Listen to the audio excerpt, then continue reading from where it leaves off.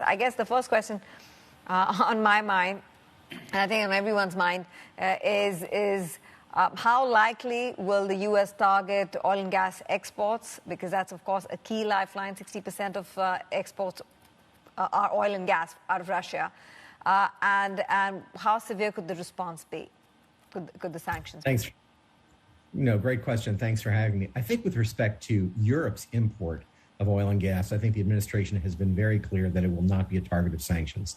The idea is always to have sanctions hurt the perpetrator more than the victim, and in this case, trying to have multilateral sanctions to forswear imports of particularly Russian gas, but also Russian oil would be damaging. I think the United States is a different case. We don't take any Russian gas, and the amount of Russian crude that we use, a couple 100,000 barrels a day, largely heavy sour, largely on the coast, we could substitute for. So I think there's a lot of pressure on the administration, and I think we will, either for economic reasons or through policy, forswear imports of Russian crude into the United States fairly soon.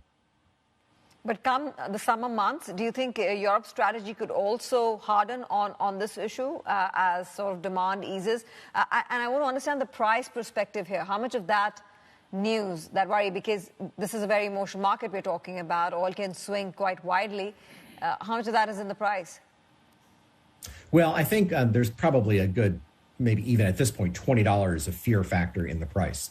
And I think this oil price crunch is not likely to last the year. I think there's enormous amount of supply coming on from the U.S., probably 800,000 to 1 million in 2022, also from Canada, also from Brazil.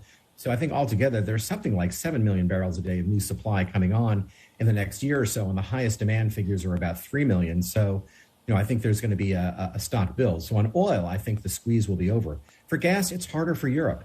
Even though it's 30% right now, the ability to move more supply from Asia, frankly, to Europe is going to be challenging. I think the core of European security policy will be restocking, and we can talk about what the European plan is if you wish, but essentially that depends on the nation states. There is not a strong EU-wide policy, and they're likely to keep taking Russian gas to refill storage for as long as they can. I think getting off of it completely, even next year, not possible. Driving it down to 10 or 15%, I think that's more possible.